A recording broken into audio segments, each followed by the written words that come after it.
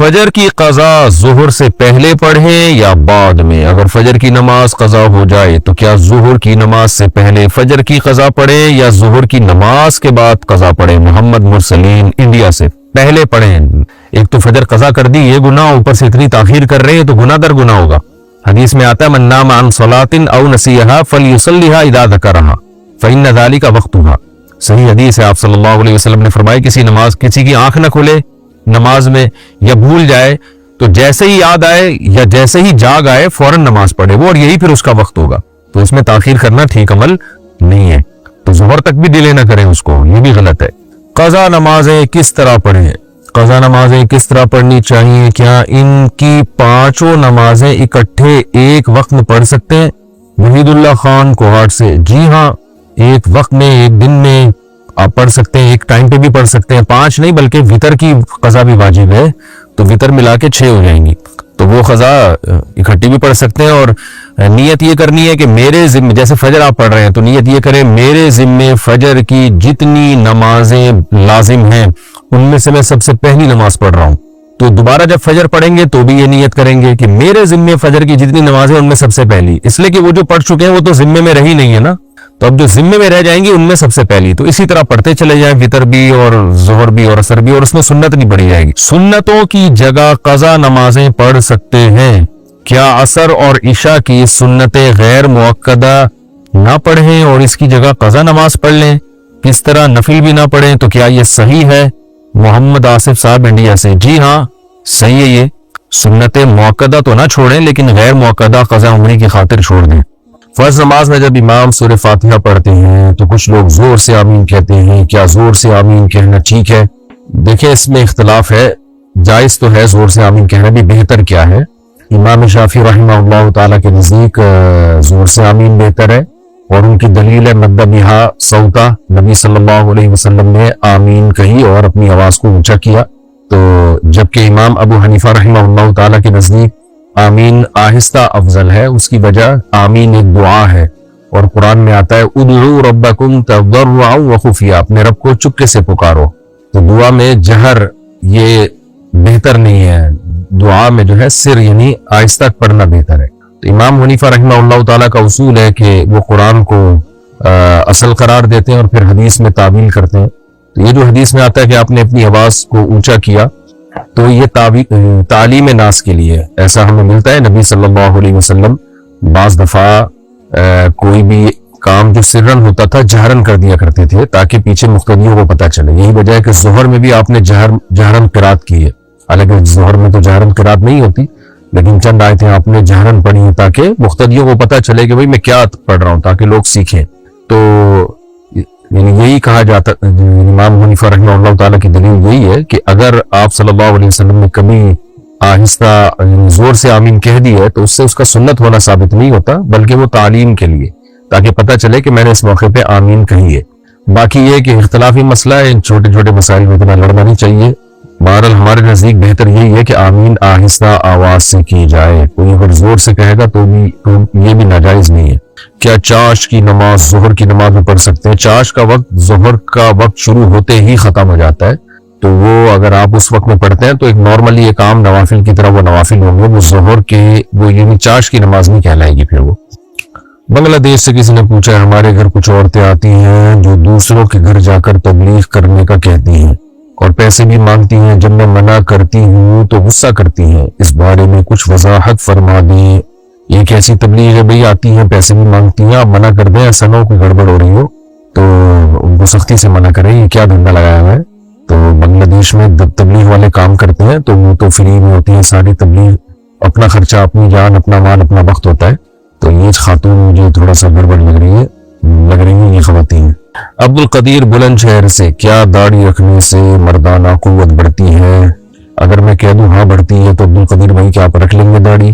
اگر میں کہہ دوں داڑھی رکھنے سے مردانہ قوت بڑھتی ہے، آپ دیکھیں کل جو ہے آپ 1 کروڑ سے زیادہ نوجوان داڑھی رکھنے کا فیصلہ کر لیں گے۔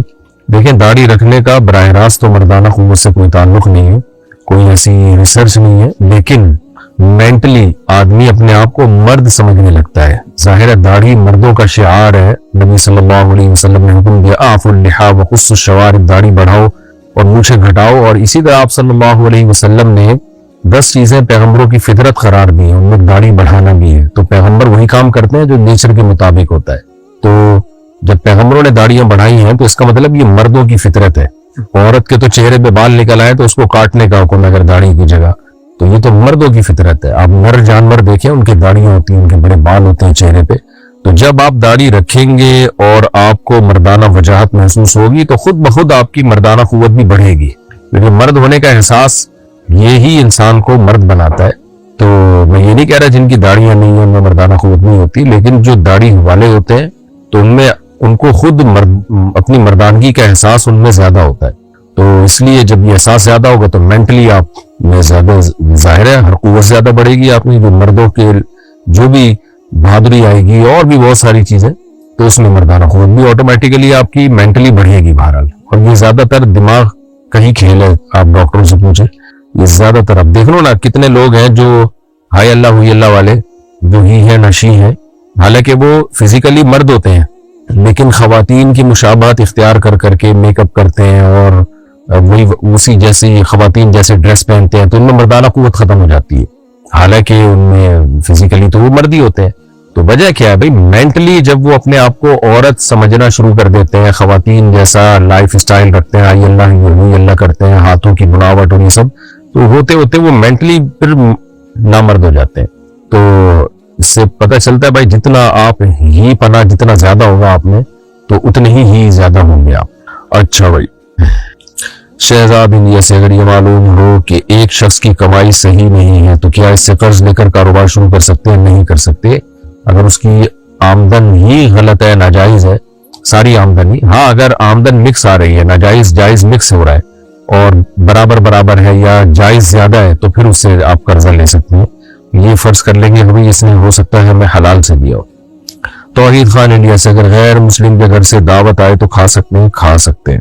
فرقان انڈیا سے تعویذ باندھنا کیسا ہے اگر تعویذ کا مضمون یعنی تعویذ کے اندر جو مضمون ہے وہ ناجائز نہیں ہے, توحید پر مشتمل ہے, یا اللہ مدد لکھا ہوا ہے, بسم اللہ الرحمن الرحیم ہے, یا قرآن کی کوئی آیت یا کوئی حدیث یا یعنی حدیث میں سے ثابت شدہ دعا یا کوئی بھی ایسے الفاظ جس میں اللہ سے مدد مانگی گئی ہو, تو اس کا استعمال جائز ہے. لیکن بہرحال یہ کمال توکل کے خلاف ہے.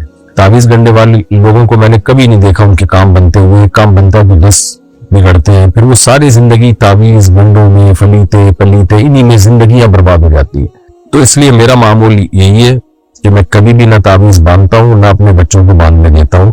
میں نے دیکھا ہے کہ آدمی اس میں اللہ پہ توکل کرے اور دعاؤں کو فوکس کرے تو جو یہ سنت کے زیادہ قریب ہے.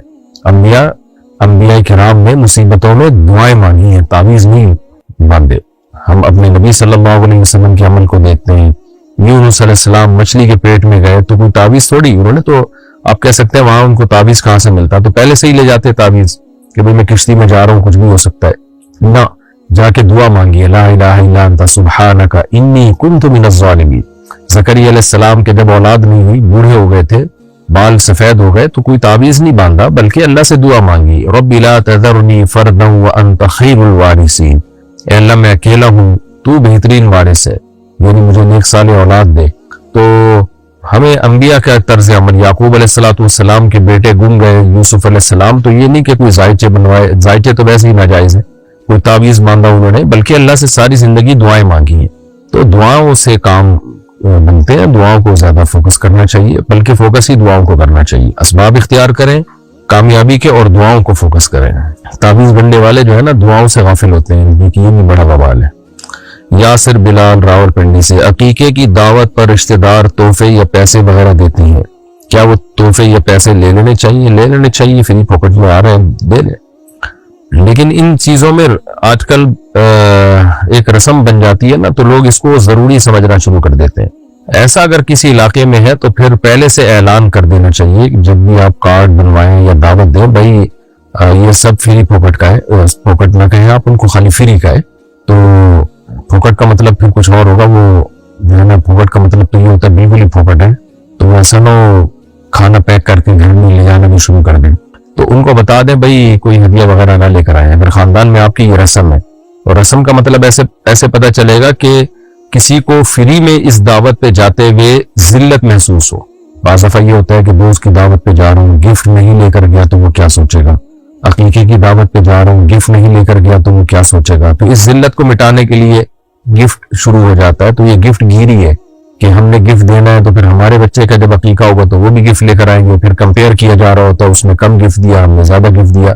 تو اگر کسی خاندان میں ایسی رسم ہے تو پھر یہ ناجائز ہے، اور یہ سود کے حکم میں کہ ہم نے اتنا دیا تو وہ ہم کو زیادہ دے گا. یعنی ہم نے اس کو فار ایگزامپل 10,000 20,000 30,000 50,000 دیے تو وہ 60,000 دے گا.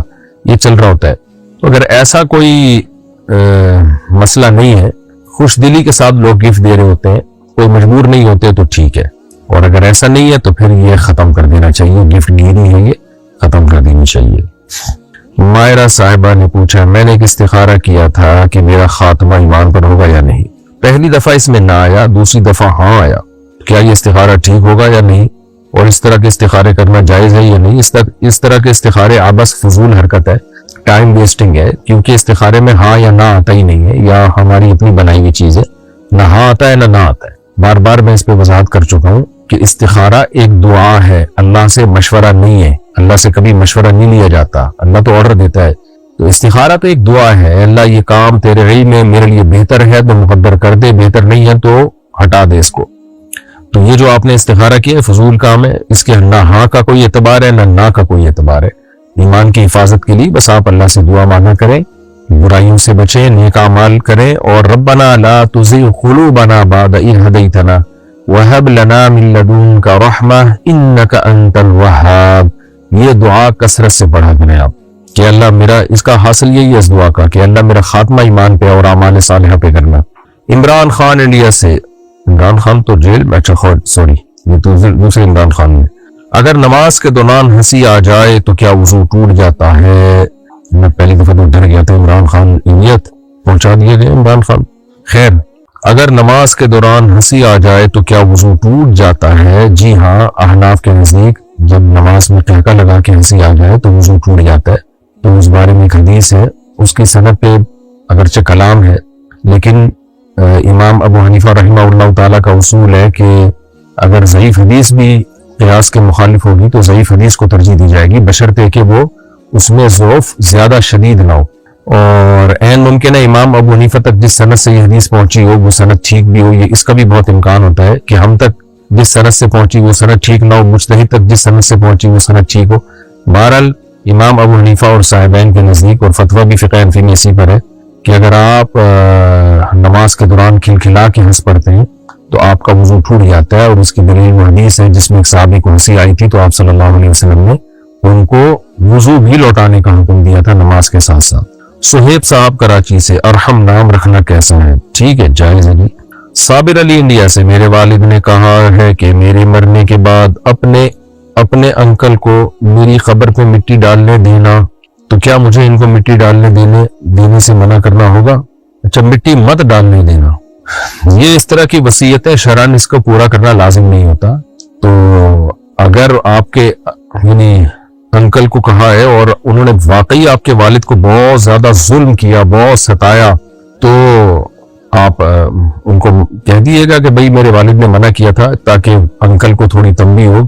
لیکن انکل پہ لازم نہیں ہے کہ وہ آپ کی بات مانے، کیونکہ کوئی بھی قبر پہ مٹی ڈال سکتا ہے، تو کسی دوسرے کو اس کو روکنے کا حق نہیں ہے. تو میرا خیال ہے قبر پہ پڑھنے بازی ہوگی بلا وجہ کی.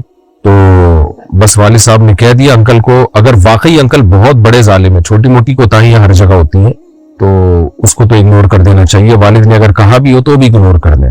لیکن اگر واقعی بہت بڑے کوئی ظالم تھے، کوئی بہت ہی ستایا تھا والد کو، تو پھر والد کے دنیا سے جانے کے بعد آپ انکل کو یہ کہہ سکتے ہیں کہ ابا نے آپ کے بارے میں یہ بولا تھا، تاکہ ان کو ہو کہ بھائی یہ باقی میں یعنی بہت ناراض دنیا سے گئے ہیں مجھ سے، بول دیں. لیکن زبردستی بہرحال کوئی نہیں روک سکتا، کیونکہ یہ آپ کے اختیارات میں ہے ہی نہیں کہ آپ ان کو مٹی ڈالنے سے زبردستی روکیں. اگر گھر میں خواتین کا سر کھلا رہتا ہے تو کیا لعنت ہوتی ہے؟ عورت کے لیے نامحرم کے سامنے سر ڈھانپنا لازم ہے، محرم کے سامنے لازم نہیں ہے.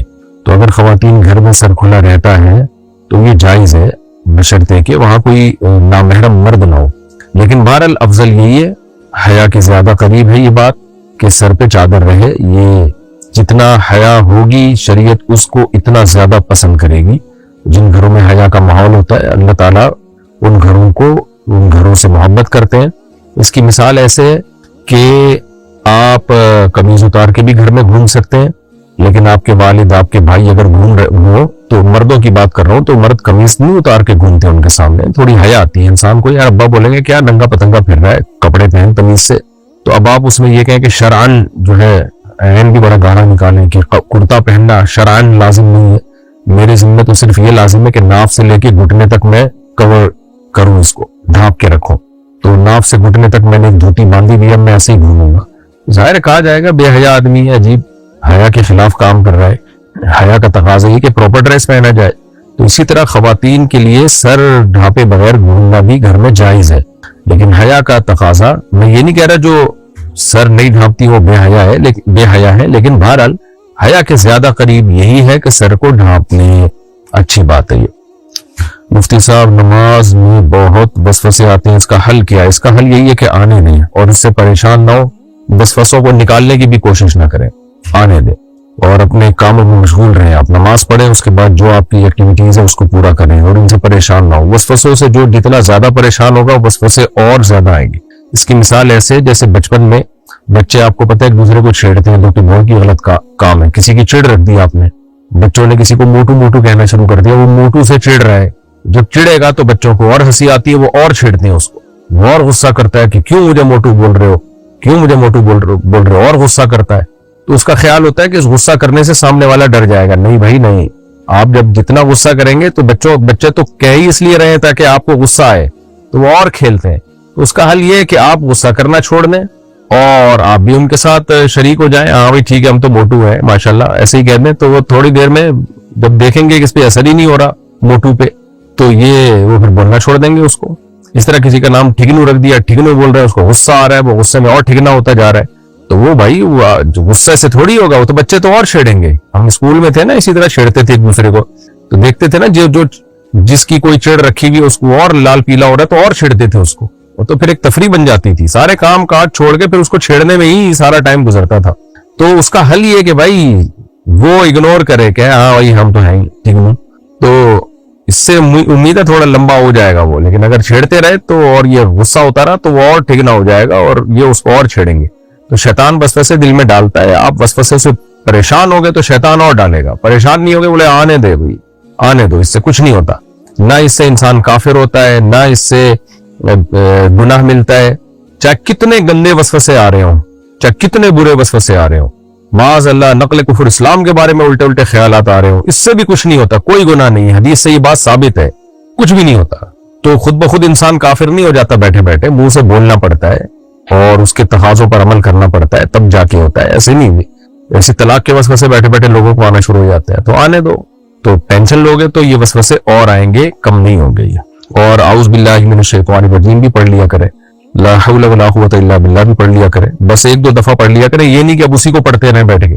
وسوسے کے مریض ایسا کرتے ہیں، کوئی دعا بتا دو اسی کو پڑھتا رہے گا، ہر وقت مسلط کر لے گا اپنے اوپر. تو بھائی وہ تو آپ نے مسلط کر لیا نا اپنے اوپر، مسلط کرنے سے تو اور آئیں گے وسوسے. بارش کی وجہ سے قبر بیٹھ جائے تو کیا مٹی سے برابر کر سکتے ہیں؟ جی کر سکتے ہیں. اگر تازہ قبر ہے، بہت پرانی قبر ہو جائے، 10 سال تقریباً گزر جائیں، تو 10 سال میں کراچی میں عام طور پر جو زمین ہے جس طرح کی، میت بالکل ختم ہو جاتی ہے، تو اس میں پھر دوسرا مردہ بھی دفنانا جائز ہے اگر ضرورت ہو تو. لیکن اگر کوئی جو ہے وہ اس میں مٹی کو نہ بھی ٹھیک کرے تو بھی ٹھیک ہے، لیکن ٹھیک کر دے تو بھی ٹھیک ہے، تو کوئی حرج نہیں ہے اس میں. اچھا بھائی، وضو کرنے کا صحیح طریقہ کیا ہے؟ تسہیل بہشتی زیور ایک کتاب ہے، خرید کے رکھ لیں. تو وضو کرنے کا طریقہ میں پورا بتاؤں گا تو ٹائم لگ جائے گا. بسم اللہ الرحمن الرحیم پڑھا آپ نے، ہاتھ دھوئے، 3 دفعہ آپ نے کلی کی، غرارہ بھی کیا. اگر روزہ ہو تو غرارہ نہ کرے، 3 دفعہ ناک میں پانی ڈالا. اور اگر لوٹے وغیرہ سے وضو کر رہے ہیں تو ایسے چلو میں پانی لیا اور ایسے کر کے 3 دفعہ منہ دھو لیا. نلکے سے تو ایسے کر کے دھو لیا 3 دفعہ. داڑھی کا، میری تو چھوٹی داڑھی ہے، میں پوری داڑھی بھگو لیتا ہوں. اگر گھنی داڑھی ہے تو بس داڑھی کا ایسے کر کے خلال کر لیں اور پھر اس کے بعد ہاتھ سے یہاں شروع کریں، کونی تک ہاتھ دھوئیں. یوں کر کے نہیں دھونا چاہیے، ہاتھ یوں کر کے دھونا چاہیے، کیونکہ قرآن میں فاغسلوا وجوہکم وایدیکم الی المرافق، ید کو مرفق تک پہنچانا ہے. یعنی قرآن سے اشارہ ملتا ہے کہ یہاں سے شروع کرنا ہے دھوتے ہوئے اور یہاں لے کے جانا ہے. لوگ یوں کر کے الٹا دھو رہے ہوتے ہیں، وہ تو جاتا ہے وضو، تو یوں کر کے دھوئیں. تو ایسے بہتر ہے 3 دفعہ چلو لیں پانی میں 3 دفعہ ایسے ہاتھ کو اچھی طرح مسلیں. لوگ پانی بہت استعمال کر رہے ہوتے ہیں, ہاتھ نہیں مسل رہے ہوتے, اس سے پانی ضائع ہوتا ہے. تو ایسے نلکا کھولا, یوں کھولا اور نلکا بند کیا اور دونوں ہاتھ ملا کے یوں کیا, یا ایک ہاتھ سے بھی یوں کرے یوں ایسے, نہیں تو نلکے سے ایسے بھی کر لیں, ایک ہی دفعہ میں اچھی طرح دھل جاتا ہے. اور پھر لیفٹ ہاتھ دھویا, یہاں سے پانی ہوتا ہوا جائے گا, ادھر کو آئے گا, اس طرح اچھی طرح ہو گیا. سر کا مسا کیا, سر کے مسے میں جو یہ چل رہا ہوتا ہے, لوگوں سے انگلیاں بھی نہیں ڈھل رہی ہوتی, یوں کر کے کر رہے ہوتے ہیں, ایسا کچھ بھی نہیں ہے. بس پانی آپ نے گیلا پانی جو ہے ایسے لے گئے, پورا سر پگڑی میں نہیں, ایسے پورے سر پہ لے گئے. اور پھر دونوں روایتیں, بعض روایت میں آنا لانا بھی ہے, بعض میں صرف ایک دفعہ بھی ہے, دونوں طرح ٹھیک ہے. تو ایسے لے کے مسا کر لیا. راجح ہمارے نزدیک یہی ہے کہ بس ایک دفعہ اس طرح سے مسا کر لیا جو پیچھے لے گئے آپ, اور پھر اس کے بعد انگلیوں کا یہ اور کانوں کی لگا سے مسا کر لی, سر کا مسا ہو گیا. پھر پاؤں میں بھی انگلیوں سے ایڑی کی طرف دھونا ہے, یعنی پانی جو ہوگا انگلیوں سے جائے گا ایڑی کی طرف, اور چھوٹی الٹے ہاتھ کی چھوٹی انگلی سے انگلیوں کا خلال بھی کرنے. تو یہ ہو گیا جی آپ کا وضو. قبلے کے رخ میں شک ہو جائے تو کیا کرنا چاہیے؟ مسجد صحیح رخ پر نہیں بنی ہوئی, کیا آپ صفیں گھما سکتے ہیں؟ اور مسجد کے قبلے کے صحیح رخ میں 2 صفوں کا فرق آتا ہے؟ 2 صفوں کا فرق آتا ہے کیا مطلب؟ بھائی قبلے میں شک ہو جائے تو چیک کروائیں ماہرین فلکیات سے. جامع رشید کا بھی ماہرین فلکیات کا شعبہ ہے, ان سے رابطہ کریں آپ. یہ تو آج کل بہت آرام سے پتہ چل جاتا ہے, کوئی اس میں راکٹ سائنس نہیں ہے, تو اس کو فوراً ٹھیک کروائیں. اور اگر وہ قبلے سے بالکل ہی 45 ڈگری سے بھی زیادہ ادھر کو ہو, یا 45 ڈگری سے بھی زیادہ ادھر کو ہوگا, تو کسی کی نماز نہیں ہوگی پھر, تو اس لیے اس کو چینج کروائیں. کیا عدت کے بعد کسی اور مرد سے نکاح کر سکتے ہیں؟ اپنے شوہر سے 5 یا 10 سال بعد کبھی بھی نکاح کر سکتے ہیں. عدت کے بعد جس سے چاہے نکاح کریں بھائی. اور اپنے شوہر سے نکاح اگر اس نے 3 طلاقیں دی تھی پھر تو نہیں کر سکتے, اور اگر 1 طلاق دی تھی تو جب چاہے پھر تو عدت گزرنا بھی ضروری نہیں ہے, بلکہ عدت کے دوران بھی پرانے والے شوہر سے آپ شادی کر سکتے ہیں, 10 سال بعد بھی, 20 سال بعد بھی, اور 30 سال بعد بھی اگر وہ بچ جائے تو اس سے کر لیں شادی. اچھا بھائی, میرا ایک جگہ رشتہ ہوا ہے لیکن میں نے استخارہ کروایا ہے, تو انہوں نے مجھے دعا پڑھنے کو بولی ہے, اللہم انا الیہ و انا الیہ راجعون. بھائی انا للہ تو سنا تھا یہ, انا الیہ و انا للہ ہوگا میرا خیال. اس کا کیا مطلب ہے؟ کیا یہ رشتہ صحیح نہیں ہے؟ دیکھیں استخارہ کروانے سے رشتے کا نہیں پتہ چلتا کہ ٹھیک ہے کہ غلط ہے. استخارہ تو دعا ہے. باقی یہ کہ جہاں رشتہ ہوا ہے استخارہ تو ویسے ہی کر لینا چاہیے, باقی کرنا وہی چاہیے جو آپ کے ذہن میں آ رہا ہے. اگر وہ اچھا رشتہ ہے تو ہاں کر دیں, اچھا نہیں ہے تو نہ کر دیں, اور مشورہ بھی لیں لوگوں سے اس کے بارے میں. باقی یہ جو دعا انا اللہم انا الیہ و انا الیہ راجعون, اس کا کیا مطلب ہے؟ اے اللہ ہم اسی کے لیے اسی کی طرف ہے اور اسی کی طرف لوٹیں گے, یہ تو کوئی دعا نہ بنی نا. اللہم انا للہ و انا الیہ راجعون تو ہے, انا للہ و انا الیہ راجعون, لیکن یہ رشتے کے موقع پہ نہیں ہے. یہ جب شوہر کا انتقال ہو جائے نا رشتے کے بعد تو پڑھیے گا یہ دعا انا للہ و انا الیہ راجعون. تو ابھی تو میرا خیال ہے رشتہ ہونے دیں آپ. یہ دعا کسی غم کے موقع پہ پڑھی جاتی ہے, یہ شادی بیاہ کے موقع پہ نہیں پڑھی جاتی. تو یہ رشتہ صحیح نہیں ہے, اس کا مجھے نہیں پتا یہ رشتہ صحیح نہیں ہے کہ نہیں ہے. اور یہ استخارے سے کبھی بھی نہیں پتہ چلتا, خوب سمجھ لیں. جو استخارہ نکال کے بتائے نا کہ یہ رشتہ صحیح ہے یا نہیں ہے تو جھوٹ بول رہا ہے وہ, یا تو اس کو بیچارے کو دماغ میں کوئی لگ گیا, کچھ الٹا سیدھا ہو گیا اس کے ساتھ. استخارے سے کبھی نہیں پتہ چلتا کہ رشتہ ٹھیک ہے کہ غلط ہے. اگر شوہر اپنی بیوی سے ناراض ہو جائے تو فرشتے پوری رات اس عورت پر لعنت بھیجتے ہیں, اور اگر شوہر اپنی بیوی کو وقت نہیں دیتا, اس کے ساتھ اچھا سلوک نہیں کرتا, اس سے بات بھی نہیں کرتا, بیوی ناراض ہو جائے تو اسے منانے کی کوشش بھی نہیں کرتا, اس صورت میں مرد کا کیا حکم ہے؟ نبی صلی اللہ علیہ وسلم نے فرمایا خیارکم خیارکم لأہلہ, تم میں سب سے بہتر وہ ہے جو اپنے گھر والوں کے ساتھ یعنی بیوی کے ساتھ بچوں کے ساتھ اچھا ہے. تو بعض مرد باہر بہت اچھے اخلاق کے ہوتے ہیں, ہنسی مذاق ہاں ہاں اور خوب لائف کو انجوائے کر رہے ہوتے ہیں, بیوی کے ساتھ ان کا رویہ ٹھیک نہیں ہوتا. تو آپ صلی اللہ علیہ وسلم نے فرمایا اولئک لیسوا بخیارکم, یہ تم میں اچھے لوگ نہیں ہیں. تو اچھائی کا پتہ انسان کے گھر سے ہی چلتا ہے کہ آپ اپنے بیوی بچوں کے ساتھ کیسے. اور نبی صلی اللہ علیہ وسلم نے حجۃ الوداع کے موقع پر خطبہ دیا, استوصوا بالنساء خیرا. حجۃ الوداع کے موقع پر جو آپ نے احکام دیے نا بہت امپورٹنٹ احکام تھے, کیونکہ آپ کو معلوم تھا کہ اب میری زندگی کا آخری وقت شروع ہو چکا ہے اور اتنا کراؤڈ بھی اب دوبارہ اکٹھا نہیں ہوگا. تو اس لیے آپ صلی اللہ علیہ وسلم نے اس وقت بہت شاندار خطبہ دیا اور انسانیت کے حقوق بیان کی. اس میں آپ نے خواتین کے بارے میں خاص وصیت کی, اور وصیت کے لفظ استعمال کیے. وصیت کہتے ہیں بہت اہم حکم کو, دنیا سے جاتے ہوئے جب کوئی کسی کو آرڈر دے رہا ہوتا ہے نا اس کو وصیت کہا جاتا ہے. تو آپ نے فرمایا خواتین کے ساتھ یعنی گھر والوں کے ساتھ, جو اس میں ظاہر ہے وہ عورتیں داخل ہیں جو آپ کے گھر میں آپ کی محرم ہے, تو کہ ان سے اچھا سلوک کرو، اس بارے میں میری وصیت کو قبول کرو۔ تو یہ بری بات ہے اگر شوہر جو ہے گھر میں بیوی کو وقت نہیں دیتا اور بدسلوکی کرتا ہے اس کے ساتھ۔ عمر فاروق عمان سے، میرے سالے کی پاکستان میں شادی تھی۔ تیرا سالہ رہتا تھا؟ اچھا آپ عمان میں رہتے ہیں، آپ کا سالہ پاکستان، ویری گڈ۔ میرے سالے کی، گڈ اس لیے کہہ رہا ہوں کہ آپ عمان میں، وہ پاکستان۔ میرے سالے کی پاکستان میں شادی تھی اور اس کے گھر والے چاہتے تھے کہ میں اپنی بیوی کو پاکستان بھیج دوں۔ آپ کے سالے کی پاکستان میں شادی تھی اور اس کے گھر والے چاہتے تھے کہ میں، یعنی آپ، اچھا سوری، عمر فاروق صاحب عمان میں رہتے ہیں، آپ اپنی بیوی کو پاکستان بھیج دیں، لیکن میں اور میری بیوی اس بات پر راضی نہیں تھے اور میرے پاس اتنے پیسے بھی نہیں تھے۔ پھر میرے سسرال والوں نے کہا ٹکٹ کے پیسے ہم دیں گے، لیکن میں تب بھی راضی نہیں تھا کیونکہ میری بیوی کے بغیر گزارا نہیں ہوتا۔ سبحان اللہ، صلو علی الحبیب۔ تو اب میرے رشتہ دار مجھے برا بھلا کہتے ہیں، اس صورت میں مجھے کیا کرنا چاہیے؟ بھائی کی شادی تھی، کبھی کبھار آتے ہیں زندگی میں موقع، اگر کوئی اس میں ناجائز کام نہیں ہو رہے تھے، ڈانس ماس اور مس گیدرنگ کے نام پہ جو بےہودگی شادیوں میں ہوتی ہیں، اگر ایسا کچھ نہیں ہو رہا تھا تو آپ کی وائف کے بھائی کی شادی تھی، اور کون سا اس نے 4 شادیاں کرنی ہے کہ دوبارہ بھی شادی ہوگی؟ ایک ہی دفعہ آج کل لوگ شادی کر رہے ہوتے ہیں، تو آپ کو چاہیے تھا تھوڑا صبر کر کے بھیج دیتے بیوی کو یار، تو کہیں بھاگی تھوڑی جا رہی تھی؟ نہیں ہوتا آپ سے صبر تو 2 دن کے لیے بھیج دیتے اور ٹکٹ بھی فری میں مل رہا تھا آپ کو، یعنی سسرال والے آپ کے بھیج رہے تھے ٹکٹ بھی، تو بھیج دیتے، جس دن رخصتی تھی اور ولیمے میں شرکت کر کے آ جاتی 2 دن کے بعد۔ تو اتنا کون سا آپ کو عشق معاشقہ ہو گیا جو چند سیکنڈ بھی بیگم کے بغیر آپ کا گزارا نہیں ہو رہا تھا؟ بہرحال بات بہت اچھی ہے کہ آپ کا بیگم کے بغیر گزارا نہیں ہے، لیکن گزارا کرنا پڑتا ہے رشتہ داری جوڑنے کے لیے۔ تو میرا تو یہی خیال ہے کہ آپ نے ٹھیک کام نہیں کیا۔ ہاں اگر اس میں کوئی گناہ تھے، ناجائز امور تھے، آپ کا خیال تھا، بے پردگی کیا ایک طوفان بدتمیزی ہوتا ہے آج کل شادیوں میں، ایسا کوئی خطرہ تھا تو الگ بات ہے۔ نارملی سگے بھائی کی شادی میں بھی بیوی شریک نہیں ہو رہی تو پھر کب شریک ہوگی؟ تو یہ میرا تو خیال یہی ہے کہ آپ نے بہت غلط کیا۔ رشتہ دار مجھے برا بھلا کہہ رہے ہیں، بالکل ٹھیک کہہ رہے ہیں، بالکل مناسب کر رہے ہیں وہ۔ اس صورت میں مجھے کیا کرنا چاہیے؟ اس صورت میں آپ کو چاہیے کہ آپ برداشت کریں اور معافی مانگ لیں کہ بھائی میری غلطی ہے، مجھے بھیجنا چاہیے تھا، میں نے نہیں بھیجا، میں معذرت چاہتا ہوں، یہ کہہ دیا۔ وسیم صاحب سہارنپور انڈیا سے، کیا قضاء عمری میں تحیت الوضو اور تحیت المسجد کی نیت کر سکتے ہیں؟ جی کر سکتے ہیں۔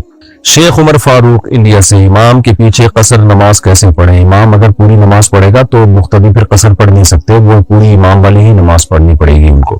کیا اسلام میں غیر مذہب کے لوگوں کی پوجا اور عبادت میں استعمال ہونے والی چیزوں کا کاروبار کرنا جائز ہے؟ نہیں، جائز نہیں ہے۔ ان کے بت بنا کے بیچنا اور جو بھی ان کے عبادت میں جو چیزیں استعمال ہوتی ہے اس کی خرید و فروخت مسلمان کے لیے جائز نہیں ہے۔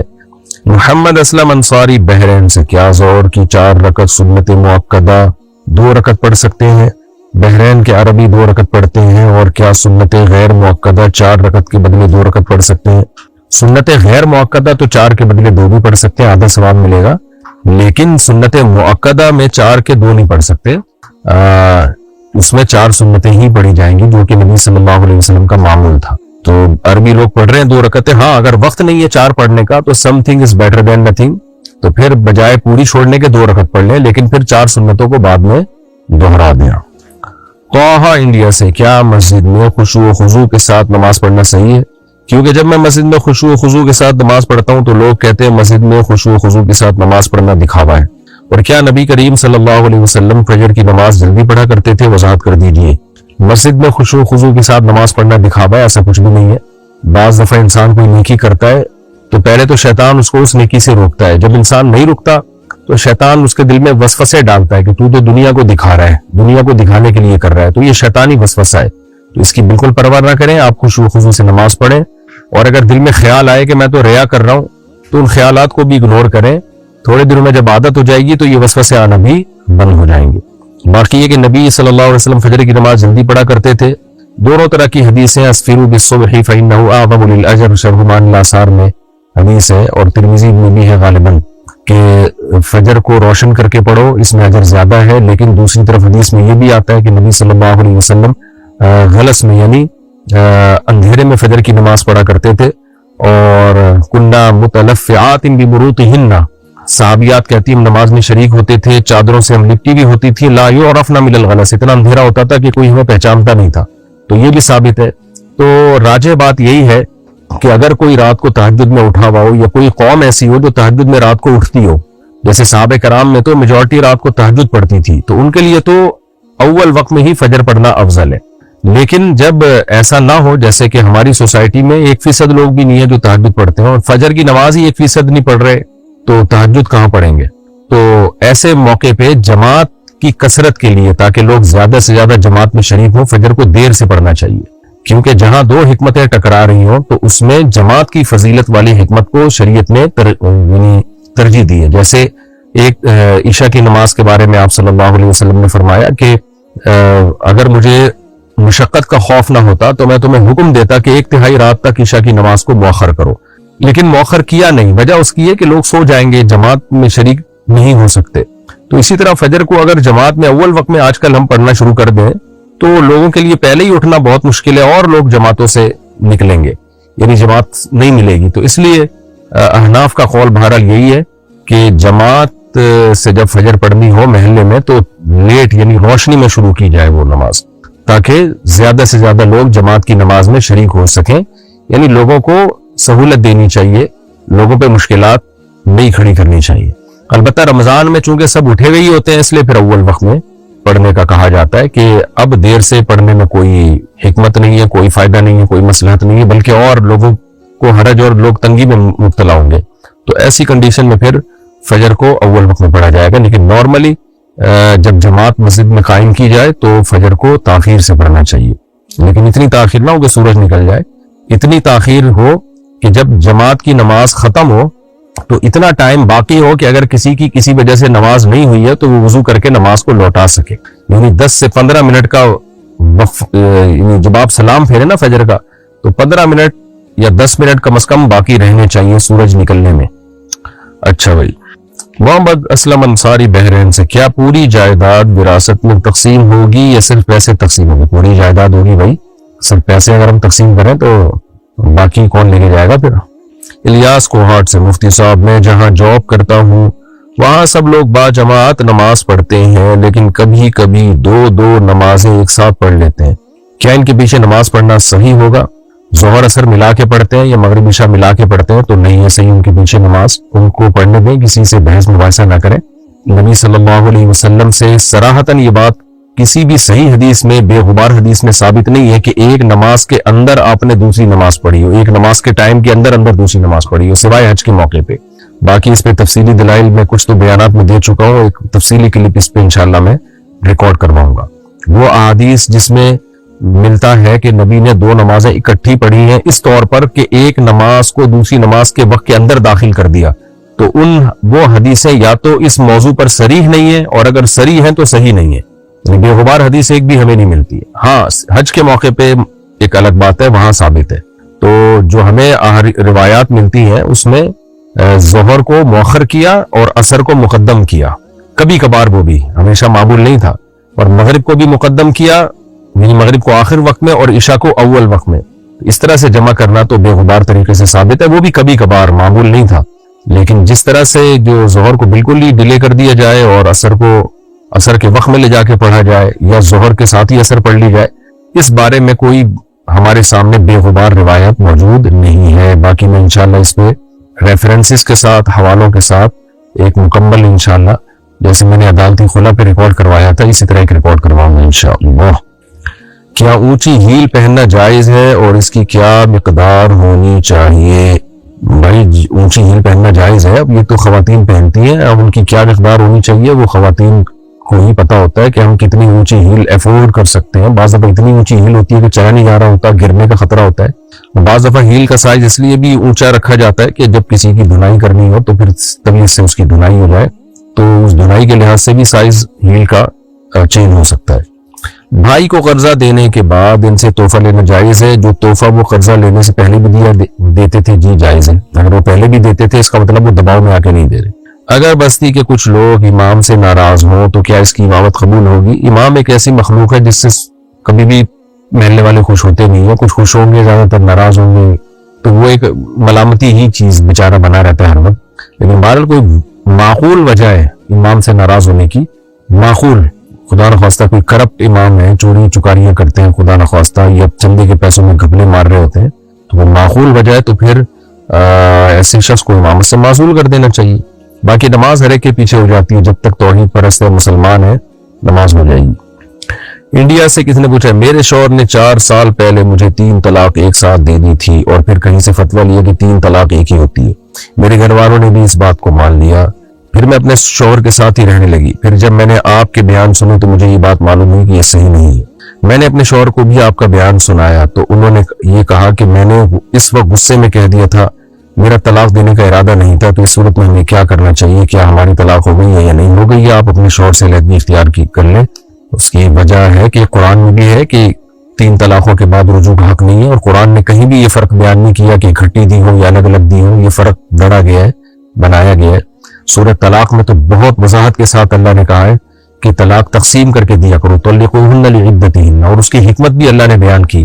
لا تدری لعل اللہ یحدث بعد ذلک امرا، تقسیم کر کے اس لیے دو کہ تاکہ رجوع کا حق باقی رہے، شاید اللہ رجوع کی کوئی صورت پیدا کر دے. اس سے صاف پتہ چلتا ہے اگر اکٹھی دے دیں تو رجوع نہیں ہو سکے گا. اور پھر ہمیں کوئی ایک صحابی بھی نہیں ملتے، کوئی ضعیف روایت بھی نہیں ملتی کہ کسی نے اکٹھی 3 طلاقوں کو رخصتی کے بعد اکٹھی ایک مجلس کی 3 طلاقوں کو ایک قرار دیا ہو. کوئی صحیح حدیث بھی نہیں ملتی ہمیں اس بارے میں. حضرت رکانہ کی ایک بالکل ضعیف روایت بیان کی جاتی ہے، اور اس کی جو صحیح حدیث ہے حضرت رکانہ کی جو صحیح سند کے ساتھ ثابت ہے، اس سے تو اکٹھی 3 طلاقوں کا 3 ہونا پتہ چلتا ہے. تو اس بارے میں اہل حدیث حضرات نے بہت لفاظی کی ہے، بہت باتوں کو گھماتے ہیں، وہ کبھی بھی سیدھا جواب نہیں دیتے. جب آپ ان سے مطالبہ کرتے ہیں کہ بھئی اس بارے میں کسی ایک صحابی سے تو دکھا دو، جبکہ ہمارے پاس تو بہت سارے صحابہ کے فتوے ہیں، تو وہ پھر کہتے ہیں علماء دیوبند نے یہ لکھا، فلانے علماء دیوبند نے. بھائی علماء دیوبند نے بھی اگر لکھ دیا تو غلط لکھا ہے. تو میجورٹی تو علماء دیوبند کی 3 طلاق کو 3 ہی مانتی ہے. تو غلطی تو ہر انسان سے ہو سکتی ہے. دلیل سے دلیل کا جواب دلیل سے ہونا چاہیے. یہ تو نہیں ہونا چاہیے فلانے، اگر آپ نے ریفرنس دینا ہی ہے تو پھر چاروں مجتہدین کا دیں، اماموں کا دیں، جن کو پوری دنیا نے فالو کیا. امام حنیفہ، امام مالک، امام شافعی، امام احمد بن حنبل، چاروں کے نزدیک اکٹھی 3 طلاقیں 3 ہوتی ہیں. حالانکہ ان کے تو کتنے سارے مسائل میں ان کا اختلاف ہے. تو اس لیے یہ آج کل کے جو علماء ہیں نا، ان کے اختلاف وہ اختلاف نہیں ہے. جب ایک دفعہ کسی مسئلے پر اجماع ہو جائے تو پھر وہ اس میں پھر اختلاف کرنے کی اجازت نہیں ہے. تو ابن تیمیہ رحمہ اللہ نے یہ مسئلہ اٹھایا تھا 7ویں صدی میں. اس سے پہلے تو لوگ 3 کو 3 ہی کہتے تھے. علامہ طحاوی نے اگرچہ لکھا ہے کہ بعض لوگ اس طرف گئے ہیں کہ 3 ایک ہوتی ہیں، لیکن آخر میں یہ ثابت کیا ہے کہ اس پر اجماع ہے کہ اکٹھی 3 طلاقیں 3 ہی ہوتی ہیں. تو اس سے پتہ چلتا ہے کہ امام طحاوی کے دور میں ہو سکتا ہے کچھ لوگوں نے جو شیعہ وغیرہ تو یہی کہتے ہیں کہ بعض کہتے ہیں کہ 3 ایک بھی نہیں ہوتی. تو اہل سنت والجماعت جو قرآن و سنت کو حجت مانتے ہیں، ان کے نزدیک اکٹھی 3 طلاقیں 3 ہی ہوتی ہیں. محمد ایوب خان حیدرآباد سے. اب لوگ جو فتویٰ لے لیتے ہیں اہل حدیث سے، پھر ساری زندگی ان کا ضمیر بھی ان کو ملامت کرتا ہے کہ یار ہم نے کام الٹا ہی کیا ہے کہ فتویٰ دے کے رکھا ہوا ہے ہم نے، حالانکہ زبان سے ہوش و حواس میں 3 طلاقیں انہوں نے نکالی ہوتی ہیں. میں ان سے کہتا ہوں جب آپ طلاق نکال رہے تھے کیا اس وقت آپ کے ذہن میں نہیں تھا کہ یہ قصہ ہمیشہ کے لیے ختم ہو رہا ہے؟ تو فتوے تو مارکیٹ میں ہر طرح کے مل جائیں گے آپ کو. آپ رامدی صاحب سے فتویٰ لیں تو وہ تو بالکل ہی آؤٹ قسم کا فتویٰ ملے گا آپ کو. تو ہر طرح کے فتوے مارکیٹ میں اویلیبل ہیں. کیا رجسٹری قبضے کے حکم میں مانی جائے گی یا نہیں؟ نہیں. آپ کوئی مکان یا پلاٹ جب کسی کے نام کر دیتے ہیں تو شریعت میں یہ قبضہ شمار نہیں ہوتا. یہی وجہ ہے کہ آپ نے اگر کسی کو مکان گفٹ میں دے دیا اور اس کے نام کرا دیا تو شریعت میں یہ گفٹ ابھی مکمل نہیں ہوا ہے. فزیکلی قبضہ دینا ضروری ہے. فزیکلی قبضہ کا مطلب کیا ہے کہ وہ مکان یا کوئی بھی چیز مشغول بملک الواحد نہ ہو، یعنی جس نے ہبہ کیا ہے اس کا اس پہ قبضہ نہ ہو. جیسے آپ نے کسی کو گھر دیا، سامان آپ کا پڑا ہوا ہے، تو یہ جو گھر ہے یہ مشغول ہے بملک الواحد، یعنی آپ کی ملکیت کے ساتھ مشغول ہے. یعنی سامان تو سارا آپ کا ہے تو آپ کی ملکیت اس کے اندر پڑی ہوئی ہے، تو وہ آپ کو خالی کرنا پڑے گا. تو فزیکلی قبضہ دیں گے، بے شک چند سیکنڈ کے لیے ہو، اس کے بعد جا کے مکان یا پلاٹ جو ہے کسی کا ہوتا ہے شرعی طور پر. پلاٹ میں قبضہ یہ ہے کہ آپ نے جگہ بتا دی اور ایک دفعہ بندہ وہاں جا کے کھڑا ہو جائے، وہاں پہ دیکھ لے، یہ گفٹ کہلائے گا. آج کل ان چیزوں کا لوگ خیال نہیں کرتے ہیں، مکان نام کر دیتے ہیں، مر جاتے ہیں، پھر جب مفتیان کرام سے رابطہ کرتے ہیں تو علماء کہتے ہیں بھائی اس میں تو وراثت جاری ہوگی، یہ قبضہ ہی نہیں مکمل ہوا.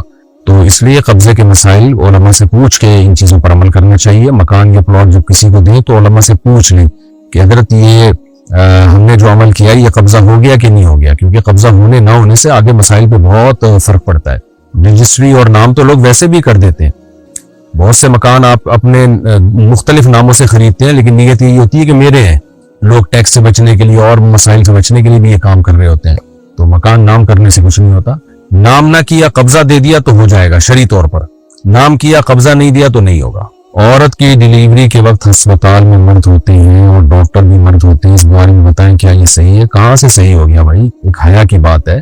بس بات یہی ہے کہ حیا جب ختم ہو جائے تو پھر جو چاہے کرو. ہم لوگ ہر چیزوں میں گوروں کے پیچھے پڑے ہوئے ہیں بس کہ دیکھو وہ ان کے یہاں تو یہ حیا شیا چیزیں ہی نہیں ہیں، تو ان کا سسٹم سارا تباہ ہو گیا. الحیا جزء من الایمان، ایک روایت میں آتا ہے کہ حیا جو ہے وہ ایمان کا حصہ ہے، ایمان کا جز ہے. جیسے طہارت ایمان کا حصہ ہے، پاکی صفائی ایمان کا حصہ ہے، ایسے ہی حیا بھی ایمان کا حصہ ہے. تو اس لیے یہ بہت بری حرکت ہے. کیا درزی سے کپڑے سلوانا جائز ہے؟ درزی سے ہی سلوائے جاتے ہیں آج کل، سب میں یہی رواج ہے. البتہ خواتین جو میل ٹیلر سے کپڑے سلواتی ہے یہ حیا کے خلاف ہے. میں حرام ناجائز نہیں کہہ رہا، لیکن حیا کے بہرحال خلاف ہے. تو خواتین کو چاہیے کہ وہ خواتین ہی سے اپنے کپڑے سلوایا کریں. ناجب کمال کلکتہ انڈیا سے، کیا کسی بھی مسلک کے امام کے پیچھے نماز پڑھنا صحیح ہے؟ صحیح ہے بشرطے کہ وہ توحید پرست ہو اور دین کے بنیادی عقیدوں کا انکار نہ کرتا ہو. توحید پرست کا مطلب یا رسول اللہ مدد، یا علی مدد یہ نعرے نہ لگاتا ہو. قبر پرست نہ ہو، قبروں سے دعائیں مانگنے کا قائل نہ ہو. نبی صلی اللہ علیہ وسلم کو ہر جگہ موجود، حاضر ناظر، مشکل کشا نہ سمجھتا ہو. یہ بنیادی عقیدہ ہے توحید. اسی طرح ختم نبوت کا منکر نہ ہو. تو یہ اگر بنیادی عقیدے اس کے درست ہیں تو پھر کسی کے پیچھے بھی نماز ہو جاتی ہے. البتہ اپنی مرضی سے امام جو ہے فاسق آدمی کو نہیں بنانا چاہیے، نیک لوگوں کو امام بنانا چاہیے. لیکن بہرحال کوئی بھی امام ہو اور عقیدہ اس کا بیسک بنیادی عقیدے جو اسلام کے ہیں وہ درست ہو تو اس کے پیچھے نماز ہو جاتی ہے. اگر کسی لڑکی کو زندگی بھر شادی نہ کرنی ہو اور اس کے گھر والے زبردستی اس کا رشتہ طے کر دیں تو اس صورت میں کیا کریں؟ اس کو چاہیے شادی کر لے. وہ یہ لڑکیاں اس طرح کی بےوقوفی کرتی ہیں کہ ہم نے شادی نہیں کرنی اور عمریں نکال رہی ہوتی ہیں، بعد میں ڈپریشن میں جا کے پورے خاندان کو ٹینشن دیتی ہیں، پریشان کرتی ہیں. تو یہ حماقت ہوتی ہے. اس لیے ماں باپ کو فکر ہوتی ہے پھر وہ زبردستی شادی کرتے ہیں. اسلام میں زبردستی شادی جائز نہیں ہے، لیکن اس کا مطلب کیا ہے؟ اس کا مطلب یہ ہے کہ لڑکی کہیں اور کرنا چاہ رہی ہے، آپ زبردستی کسی اور سے کرا دیں اس کی. تو یہ مطلب ہے زبردستی جائز نہیں ہے. لیکن وہ کر ہی نہیں رہی کہ میں نے کرنی نہیں ہے یا 10 سال بعد کرنی ہے، تو ماں باپ کو تو پتا ہے کہ کل کیا ہوگا، اس کا بیڑا غرق ہو جائے گا اس کا. تو یہاں پھر ایسا نہیں ہے. یہاں پھر ماں باپ کو چاہیے کہ اس کو فورس کریں، اس کو سمجھائیں. زبردستی کا مطلب یہ نہیں کہ گن پوائنٹ پہ کرائیں اس کی شادی، لیکن اس کو سمجھائیں، اس کو فورس کریں. فورس کا مطلب ذہنی طور پر اس کو فورس کریں کہ بھئی آپ نے کرنی ہے یہ، کیونکہ یہ اگر نہیں ہوتا تو کل مسائل انہی کے لیے، ماں باپ کے لیے بھی بنے گی اور خاندان کے لیے بھی بنے گی، مسئلہ بنے گی. ڈپریشن میں جائے گی، اسٹریس میں جائے گی اور پھر کہے گی کہ میری شادی کرا دو، کوئی رشتہ ہی نہیں آئے گا ڈھنگ کا. یہ بالکل ایسے ہی ہے جیسے بچہ کھانا ہی نہ کھا رہا ہو، 1 دن ہو گیا 2 دن ہو گیا تو گن پوائنٹ پہ کھانا کھلایا جائے گا نا اس کو. یا دوا نہ کھا رہا ہو تو اور کہہ رہا ہوں نہیں کھانا میں نے، تو اس کو جیسے ڈپریشن کے مریض ہوتے ہیں نا بعض دفعہ میڈیسن نہیں لیتے ہیں تو زبردستی کھلائی جاتی ہے ان کو، انجیکشن لگا دیتے ہیں ڈاکٹر زبردستی کہ بھائی تمہاری رائے پہ چلو گے تمہاری ڈپریشن بڑھنے سے ٹینشن تو ہمیں ہوگی. تو بالکل جو ڈپریشن اور اسٹریس کے مریضوں کے ساتھ کیا جاتا ہے کہ ان کو زبردستی دوا پلائی جاتی ہے، کیونکہ آپ نے نہیں پلائی دوا، ان کی رائے پہ چھوڑ دیا. وہ تو کہہ رہے ہیں کہ ہم نے نہیں میڈیسن لینی، ہم نے نہیں ٹیکا لگوانا، ہم نے نہیں علاج کرنا. تو ان پہ چھوڑ دو آپ، تو کل جب ان کی ڈپریشن بڑھے گی تو وہ ان کی نہیں بڑھے گی، پورے خاندان کی ڈپریشن بڑھائیں گے، وہ سب پھر ایڈمٹ ہو جائیں گے ہاسپٹل میں تھوڑے دنوں میں جا کے. تو اس لیے جو چیزیں بالکل بدیہی ہوتی ہیں اس میں خاندان والے دباؤ ڈالتے ہیں اور ان کو چاہیے کہ دباؤ ڈالیں. وہ جیسے علاج کروانا، اگر آپ کو کوئی بیماری ہے اور پتہ ہے سب کو کہ یہ علاج کرائے گا تو ٹھیک ہو جائے گا اور آپ پھر بھی علاج نہ کرا رہے ہو تو پھر زبردستی علاج کرایا جاتا ہے. تو کوئی لڑکی شادی نہیں کر رہی ہے، کرنی نہیں ہے تو اس کا مطلب یہ بھی پاگل ہو گئی ہے. تو اس کا بھی زبردستی نکاح خاندان والے کرائیں گے کہ تم گھر جاؤ اپنا زندگی گزارو جیسے ساری دنیا گزارتی ہے. تم کوئی اکیلی مریخ سے پیدا ہوئی ہو جو بغیر نکاح کی زندگی گزارو گی. غیر مسلموں میں یہ چیزیں نہیں ہیں، وہ ان کے یہاں بغیر شادی کے بھی زندگی گزارتے ہیں، لیکن ان کے یہاں تو بغیر شادی کے اس لیے پھر ان کے بوائے فرینڈ کے بڑے سیٹ اپ ہوتے ہیں ان کے یہاں، اور پھر وہ جو کچھ کر رہے ہوتے ہیں وہ پھر میں زیادہ ڈیٹیل میں نہیں جاتا، وہ سب کو پتہ ہی ہے کیا ہو رہا ہے. لیکن مسلمان خاندان میں ایسا نہیں ہو سکتا. تو ایک ٹائم ہوتا ہے، اس کے بعد پھر لڑکی کی شادی کرائی جاتی ہے. وہ اگر نہیں کرے تو اس کو بتایا جائے گا تمہارا باپ نہیں کرے گا. باپ سے مراد یہ کہ وہ کرے گی. حیض کی حالت میں تلاوت قرآن جائز ہے یا نہیں؟ نہیں جی، ناپاکی کی حالت میں، جنابت اور حیض کی حالت میں قرآن کی تلاوت نہیں کر سکتے. محمد ثاقب صدیقی انڈیا سے، کیا پھپھیری بھانجی سے نکاح کرنا درست ہے؟ پھپھیری بھانجی کیا ہوتا ہے؟ میرا خیال ہے پھپھو کی بیٹی ہاں اس سے نکاح کرنا درست ہے. جب پھپھو کی بیٹی سے نکاح جائز ہے تو بیٹی کی بیٹی سے بھی جائز ہے. اگر اذان صرف سن لی جائے جواب نہ دیا جائے تو کیا یہ صحیح ہے؟ جائز ہے لیکن سنت کے خلاف ہے. اذان کو غور سے سن کے اس کا جواب دینا چاہیے. اچھا بھائی، اویس کشمیر سے، کیا لڑکا اور لڑکی کا نام دیکھ کر شادی کرنی چاہیے؟ میری منگنی ہو گئی ہے، اب گھر والے کہتے ہیں لڑکی کا نام بدل دو، کیا یہ صحیح ہے؟ نا نا نا نا نا، لڑکا لڑکی کا نام دیکھ کے نہیں، شکل دیکھ کے اور اخلاق دیکھ کے شادی کرنی چاہیے. نام کچھ بھی ہے، نام اگر بد اخلاق خان ہو لیکن ہے اخلاق والا تو وہ اس آدمی سے اچھا ہے جو بد اخلاق ہو اور نام اخلاق خان رکھا ہوا اس نے. تو شکل دیکھیں اور اخلاق دیکھیں، نام دیکھنے کی ضرورت نہیں ہے. محمد عاشق، بلی کے جھوٹے پانی سے استنجا کرنا کیسا ہے؟ بلی اکثر لوٹے سے پانی پیتی ہے، اس کے کیا حکم ہے؟ بلی کا جھوٹا پاک ہوتا ہے، وضو بھی کر سکتے ہیں اس سے، تو استنجا کیوں نہیں کر سکتے؟ البتہ نہ کریں تو زیادہ بہتر ہے، پاک ہے، بہرحال حدیث سے ثابت ہے اس کا پاک ہونا. میرے بیٹے کا نام تیمور ہے، ایک حافظ بول رہے تھے تیمور نام رکھنا صحیح نہیں ہے، آپ اس کی وضاحت فرما دیں. صحیح ہے بھائی، ایسے تو آپ دیکھنا چاہو تو پتہ نہیں کتنی شخصیات اچھے نام کی بھی گزری ہیں اور ناموں میں ایسی بھی گزری ہیں جنہوں نے پتہ نہیں کیا کیا کچھ دنیا میں کر کے گئے ہیں. ایسے تو کوئی نام دنیا میں بچا ہوا نہیں ہے، تو رکھ سکتے ہیں. وہ میں دیکھ لوں گا کسی فرصت کے ٹائم پہ انشاءاللہ کہ تیمور کا لغوی معنی کیا ہے. عربی لفظ نہیں ہے یہ.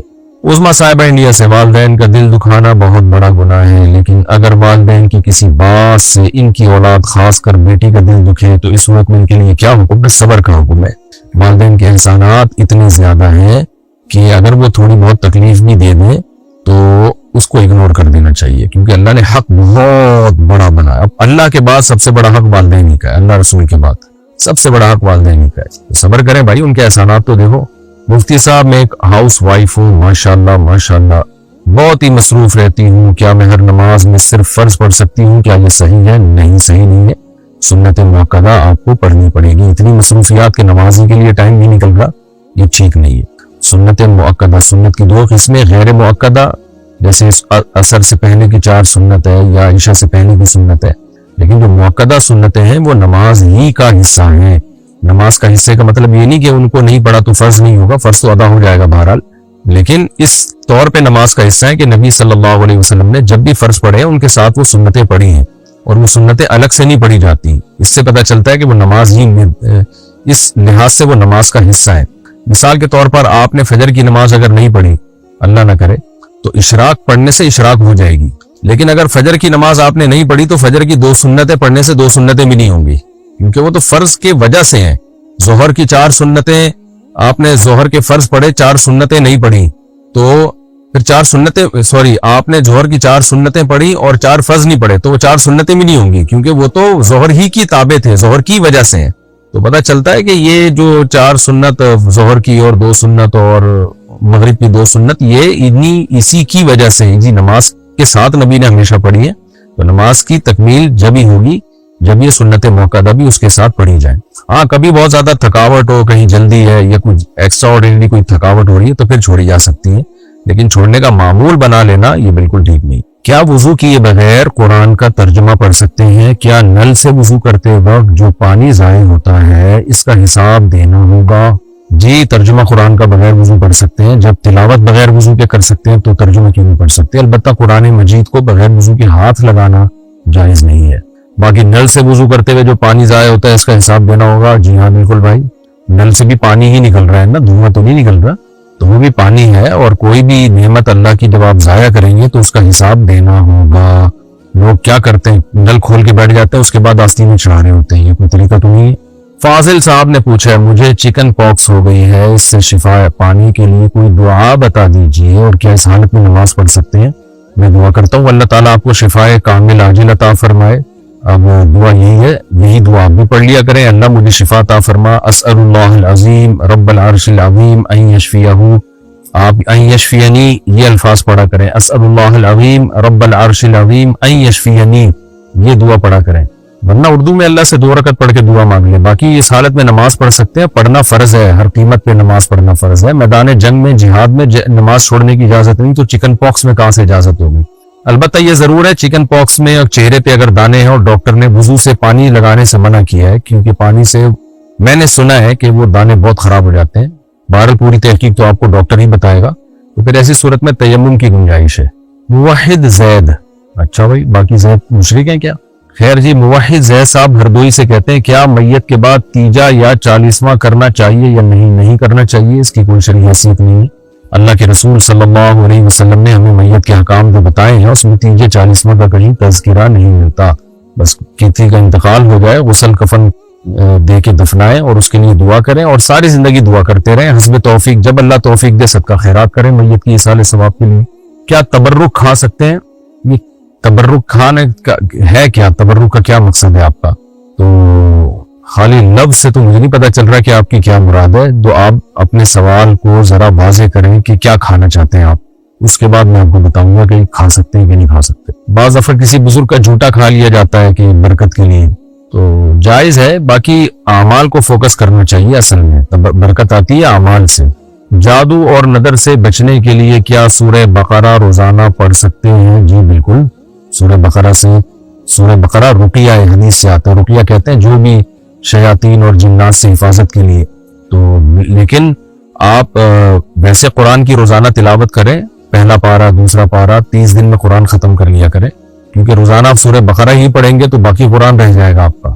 اور رقیہ کے لیے کبھی کبھار سورہ بقرہ پڑھ لی، لیکن کنٹینیوسلی آپ قرآن الحمد سے لے کے والناس تک ختم کیا کریں تاکہ پورا قرآن ختم ہو، اور کبھی کبھار سورہ بقرہ پڑھ لی۔ اور روز جو معمول جنات اور جادو سے بچنے کے لیے وہ سورہ فلق اور سورہ ناس، قل هو اللہ احد، سورہ فلق سورہ ناس، یہ 3 صورتیں رات کو پڑھیں اور اپنے اوپر دم کر لیا کریں، پھونک ماری اور پورے جسم پہ ہاتھ پھیر لیا، یہ زیادہ آسان پیکیج ہے۔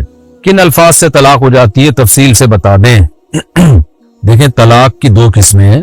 طلاق کا مطلب کیا ہوتا ہے؟ مرد اپنی بیوی کو اپنے نکاح سے ختم کرتا ہے، اپنی نکاح سے جدا کرتا ہے، تو اللہ نے مرد کو یہ رائٹ دیا ہے، یعنی اس کے پاس یہ طاقت اور قدرت ہے کہ جب عورت اس کے نکاح میں آئے گی تو وہ جب چاہے اس نکاح کو ختم کر سکتا ہے۔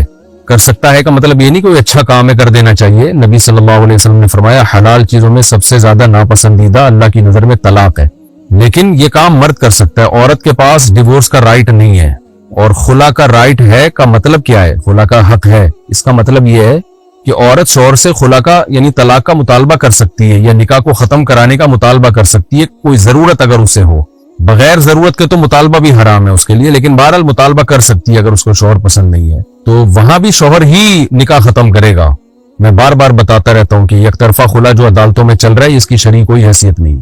ہاں شوہر ظلم کر رہا ہے اور وہ ایسی نوعیت کا ظلم ہو جو نکاح فسخ کرنے کا ذریعہ بن سکتی ہو، تو پھر کورٹ کے ذریعے نکاح ختم کرایا جا سکتا ہے۔ آج کل ظلم ثابت بھی نہیں ہوتا، بس عورت کو شوہر پسند نہیں ہے، یا چھوٹی موٹی غلطیاں تو ہر گھر میں ہو رہی ہوتی ہیں، کچھ کوتاہیاں شوہر کی طرف سے کچھ بیوی کی طرف سے، لیکن جو ہے وہ عورت پھر بھی اس سے وہ کورٹ میں کیس کر کے یک طرفہ خلا لے لیتی ہے، اس کی کوئی شرعی حیثیت نہیں ہے۔ چاروں اماموں کے نزدیک وہ خلا باطل ہے، قرآن و سنت کے مطابق وہ خلا باطل ہے۔ چاروں اماموں نے اس لیے کہا ہے کہ قرآن و سنت میں اس والے خلا کا جو آج کل چل رہا ہے اس کی کوئی حیثیت نہیں۔ اس میں تفصیلی کلپ ریکارڈ کروا چکا ہوں، دلائل سے بہت کچھ کہہ چکا ہوں اس پہ میں۔ تو مرد کو اللہ نے یہ رائٹ دیا ہے کہ طاقت دی ہے کہ وہ جب چاہے نکاح ختم کر سکتا ہے۔ تو 2 طرح کے الفاظ ہیں، ایک تو وہ الفاظ ہیں نکاح ختم کرنے کے جو کسی سوسائٹی میں اس کا مطلب نکاح ختم کرنا ہی ہو، جیسے انگلش میں ڈیورس کا لفظ ہے، اس کا سیدھا مطلب ہی یہی ہے کہ نکاح ختم کر رہا ہوں۔ اردو اور عربی میں طلاق کا لفظ ہے، اس کا مطلب ہی یہی ہے کہ نکاح ختم کر رہا ہوں۔ تو ایسے الفاظ کو طلاق کے بارے میں صریح الفاظ کہا جاتا ہے۔ صریح کا مطلب کہ ان کا اب عرف میں یا اس زبان میں یا کلچر میں نکاح ختم کرنے کے علاوہ کوئی اور مطلب ہے ہی نہیں۔ تو ایسا لفظ جب بھی استعمال کیا جائے گا تو شریعت نے ہمیں ایک اصول بتایا، قرآن سے ثابت ہے، الطلاق مرتان، کہ الطلاق مرتان کا پورا ترجمہ کیا ہوگا کہ وہ الفاظ جو کسی زبان میں نکاح ختم کرنے ہی کے لیے استعمال ہوتے ہیں وہ الفاظ تم 2 دفعہ استعمال کر سکتے ہو۔ تو 2 دفعہ استعمال کے بعد تمہیں یہ رائٹ ہے کہ چاہو تو رجوع کر لو، چاہو تو چھوڑ دو۔ تو الطلاق کا مطلب طلاق نہیں ہے، اس میں ڈیورس کا لفظ بھی آ گیا، حالانکہ وہ تو طلاق کا لفظ نہیں ہے۔ تو طلاق چونکہ عربوں میں نکاح ختم کرنے کے علاوہ کسی اور معنی میں استعمال ہی نہیں ہوتی تھی جب بیوی کی طرف وہ نسبت کرتے تھے، تو یہاں الطلاق مرتان کا مطلب قرآن میں کیا ہوگا کہ اب میں اس کا وہ ترجمہ کر رہا ہوں جو اس کا اصل مفہوم ہے۔ الطلاق مرتان وہ لفظ جو کسی زبان میں نکاح ختم کرنے کے علاوہ کسی اور معنی میں یوز ہی نہیں ہوتا، وہ لفظ تم 2 دفعہ استعمال کر سکتے ہو۔ فَإِمْسَاكُمْ بِمَعْرُوفٍ أَوْ تَسْرِيحٌ بِإِحْسَانٍ، تو 2 दफा इस्तेमाल करने के बाद तुम्हें ये राइट है कि तुम रुजू भी कर सकते हो और चाहो तो छोड़ भी सकते हो। और अगर तीसरी दफा ये लफ्ज यूज कर लिया फ़इन तल्लक़हा, अगर तीसरी दफा ये लफ्ज यूज कर लिया, कौन सा लफ्ज जो किसी जबान में निकाह खत्म करने के अलावा किसी और माना में यूज ही नहीं होता, तो तीसरी दफा अल्लाह कहते हैं अगर वो लफ्ज तुम्हें इस्तेमाल कर लिया तो फिर ये औरत तुम्हारे लिए हलाल नहीं है जब तक कि ये कहीं और निकाह न कर ले, चाहे तो फिर उसी के साथ जिंदगी गुजार ले, और अगर वो छोड़ दे तो इद्दत के बाद फिर पहले शौहर के पास आ सकती है। इसको कहते हैं सरीह तलाक। दूसरी तलाक होती है किनाया। किनाया का मतलब होता है कि आप कोई ऐसा लफ्ज बीवी को अपने निकाह से दूर करने के लिए, निकाह खत्म करने के लिए आप इस्तेमाल करते हैं, जिसके 2 मतलब निकलते हैं। एक मतलब तो ये निकलता है कि शायद आप निकाह खत्म करना चाह रहे हैं, दूसरा मतलब कुछ और भी निकल सकता है उसका। तो उन अल्फाज को कहा जाता है किनाया। तो उन किनाया अल्फाज हैं, जैसे आज से मेरा तेरा ताल्लुक खत्म। अब भाई ताल्लुक खत्म तो दो क्या मतलब, निकाह का ताल्लुक खत्म है या वैसे ही ताल्लुक खत्म भी लोग कह रहे होते हैं कि भाई तुम्हारा मेरा ताल्लुक ही नहीं है। तो ऐसे मौके पे फिर शौहर से नीयत पूछी जाएगी या देखा जाएगा कि मुज़ाकरा तलाक, यानी बात तलाक की चल रही थी, बीवी ने तलाक मांगी थी और उसके जवाब में उसने ये अल्फाज कहे, तो वाज़े करीना मौजूद हो जिससे पता चल रहा हो कि इसकी नीयत तलाक के अलावा कुछ थी नहीं, तो भी तलाक वाक़ई हो जाएगी। और अगर इसकी वाज़े करीना तो ना, लेकिन ये खुद दावा करे कि मेरी नीयत तलाक की थी, तो भी तलाक वाक़ई हो जाएगी। तो ऐसे किनाया अल्फाज की भी फिर 2 किस्में हैं। एक तो वो किनाया अल्फाज हैं कि उस लफ्ज से ही पता चलता है कि ये निकाह का रिश्ता खत्म कर रहा है, और एक ये है कि उस लफ्ज से तो पता नहीं चल रहा, लेकिन उसके जुमले को, उसके कलाम को ठीक मानने के लिए हमें ये मानना पड़ेगा कि इससे पहले तलाक का लफ्ज फर्ज किया जाए। मिसाल से बात इंशाअल्लाह समझ में आ जाएगी। वैसे तो ये दीनी मदारिस के तलबा के लिए लेक्चर है, लेकिन आजकल मुज्तहिदीन बहुत मार्केट में आ रहे हैं और फतवे हर जगह से चल रहे हैं, तो इसलिए थोड़ा थोड़ा कौम को अवेयर करना जरूरी हो जाता है।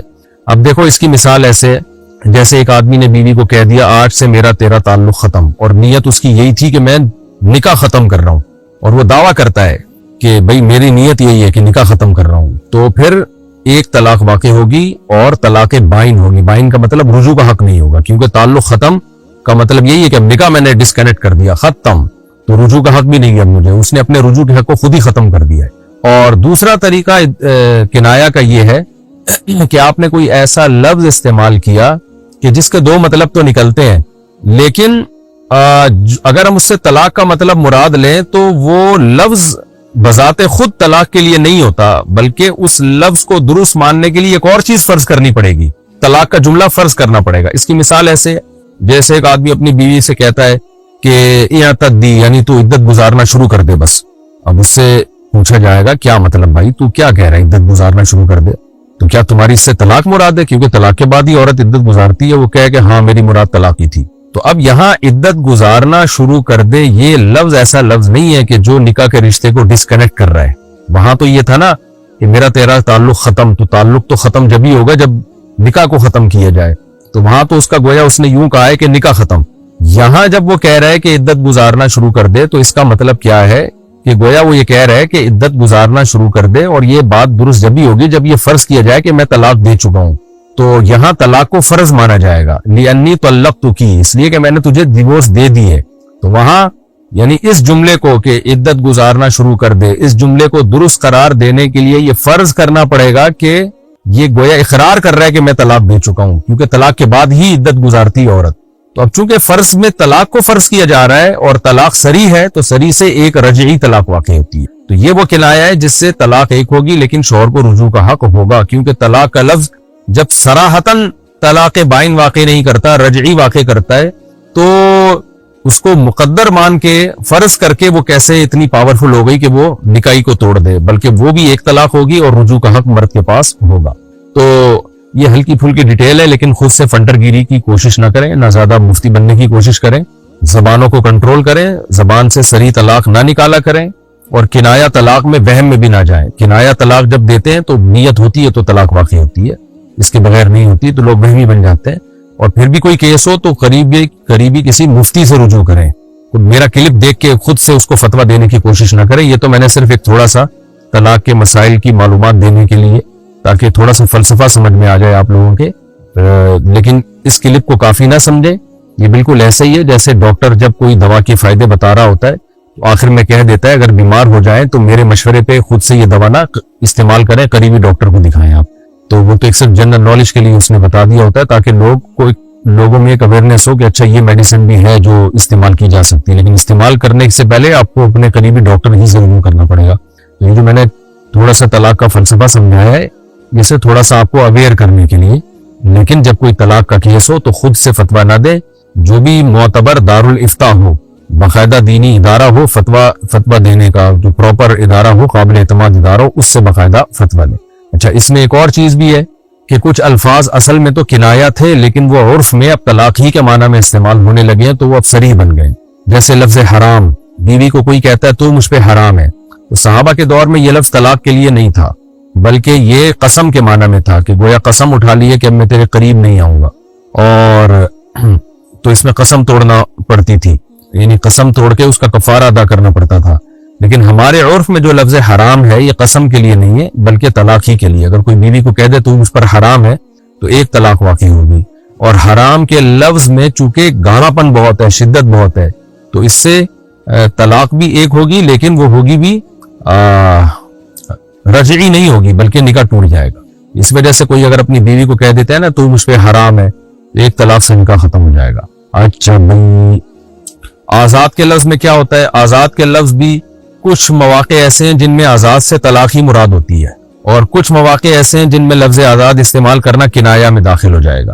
جیسے اگر کوئی اپنی بیوی کو کہتا ہے تو میرے نکاح سے آزاد ہے، تو یہاں تو صاف صاف طلاق ہی مطلب ہے، تو یہاں ایک طلاق رجعی واقع ہو جائے گی، کیونکہ آزاد کا لفظ اب عرف میں ایسے موقع پہ نکاح ختم کرنے ہی کے لیے استعمال ہوتا ہے، تو یہ صریح طلاق بن گیا ہے، میرے نکاح سے آزاد ہے یا تو مجھ سے آزاد ہے، ایسے موقع پہ کوئی کہہ دے۔ اور اگر مطلق آزاد کا لفظ استعمال کرتا ہے، جا تو آزاد ہے، تو یہاں میسیوں مطلب ہے، بھائی جا تو ہو سکتا ہے کہہ رہا ہو کام کاج سے آزاد ہے یا تو میری پابندیوں سے آزاد ہے، تو اس لیے لفظ آزاد کا استعمال جب بھی استعمال ہوگا تو فوراً طلاق کا فتویٰ نہیں دیا جائے گا اس میں، بلکہ اس میں دیکھا جائے گا، کیونکہ ہمارے اردو فتووں میں بعض علماء نے لکھا ہوا ہے، بعض ماضی کے علماء نے، کہ لفظ آزاد جب بیوی کے لیے استعمال ہوگا تو اس سے طلاق ہی واقع ہوگی۔ خوب سمجھ لیں یہ اس زمانے کے عرف کے لحاظ سے لکھا ہے، ماضی قریب میں یہ عرف بن چکا تھا کہ جب کوئی اپنی بیوی کو کہتا تو آزاد ہے تو اس سے طلاق ہی مراد ہوتی تھی، لیکن ہمارا عرف اب یہ نہیں ہے، لوگ لفظ آزاد بیسیوں معنی میں استعمال کر رہے ہوتے ہیں، جا تو آزاد ہے، یعنی جو چاہے کر، اس معنی میں بھی ہوتا ہے، تو ہمیشہ ہی اب طلاق کے معنی میں استعمال نہیں ہوتا۔ تو جب تک کوئی 2 اور 2 4 کی طرح واضح قرینہ نہیں ہوگا کہ اس کی مراد طلاق ہی تھی، اس وقت تک ہم یہی کہیں گے کہ لفظ آزاد بھی اب کنایا میں داخل ہے۔ تو ہاں، کچھ مواقع ایسے ہیں جس میں یہ کنایا نہیں ہے بلکہ اس میں وہ عرف بن چکا ہے کہ وہ طلاق ہی کے معنی میں استعمال ہوتا ہے۔ تو خیر، فنٹر نہ بنے، آپ مفتی نہ بنے، ایسے مبہم الفاظ استعمال ہی نہ کریں بیوی کے لیے، اور اگر ہو جائے تو پھر کسی مفتی سے پوچھیں، ریلائبل دینی ادارے سے پوچھیں، وہ آپ کو فتویٰ دیں گے۔ اور وہمی پھر بھی نہ بنے، طلاق جب تک نہ دی جائے ہوتی نہیں ہے، ایسے بعض لوگ وہمی بن جاتے ہیں طلاق کے کلپ دیکھ کے، تو میں نے تو اس دن بیوی کو یوں بول دیا تھا کہ جاؤ، لفظ جاؤ سے کہیں طلاق تو نہیں ہو گئی، کیونکہ جاؤ کا مطلب دفع ہو جاؤ، دفع کا مطلب تو نکاح، تو پاگل ہو جاتے ہیں، دماغی مریض بن جاتے ہیں، خود بھی بنتے ہیں، ہمیں بھی بناتے ہیں، پھر وہ تو وہمی نہ بنے۔ بس ہم لڑکی والوں سے سادگی سے شادی کا کہہ رہے ہیں لیکن وہ اس پر راضی نہیں ہو رہے، صورت میں ہم کیا کریں؟ آپ لڑکے والے ہو اور لڑکی سے ڈرتے ہو، ابھی سے ڈر رہے ہو، ابھی سے دب رہے ہو، بعد میں تیرا کیا ہوگا کالیا۔ خیر، تو آپ کو چاہیے کہ آپ ان کو سمجھائیں، اور پھر بھی نہیں کریں سادگی سے تو کرنے دیں ان کو، شادی کے بعد تو آپ ہی کا کنٹرول ہوگا نا، وہ ان کا ہیڈک ہے، وہ کس طرح سے کر رہے ہیں، آپ جو اپنا ایونٹ ہے وہ سادگی سے کریں، ان کو وہ جس طرح سے کر رہے ہیں کرنے دیں، سمجھائیں ان کو، محبت سے ہر طرح سے سمجھائیں کہ بھائی یہ غلط ہے، نہ مانے تو شادی بیاہ کی جو رسومات ہیں ان میں اگر ناچ گانا ہو رہا ہے تو پھر تو آپ کے لیے جانا ٹھیک نہیں ہے، اس میں جائز نہیں ہے، اس کا پھر بائیکاٹ کرنا پڑے گا۔ بھائی یہ ڈانس ماس کا پروگرام کیا کر لیا آپ لوگوں نے؟ کیا فرض نماز میں سجدہ سہو کر سکتے ہیں؟ کیوں نہیں کر سکتے میرے بھائی؟ فرض نماز میں تو فرض ہی ہے، اگر سجدہ سہو واجب ہوا ہے تو کریں، بلا وجہ نہ کریں۔ غلام حیدر، سعودی عرب سے، میں اپنے بابا کے لیے روزانہ نفل پڑھتا ہوں، کیا یہ جائز ہے یا نہیں؟ جائز ہے، لیکن صدقہ خیرات کو زیادہ فوکس کیا کریں۔ اللہ آپ کے والد کی مغفرت فرمائے، ان کے درجات کو اللہ تعالیٰ بلند فرمائے۔ میں جماعت میں جانا چاہتا ہوں اور میرے والدین دوسرے خیالات کے مجھے منع کر رہے ہیں، صورت میں کیا کروں؟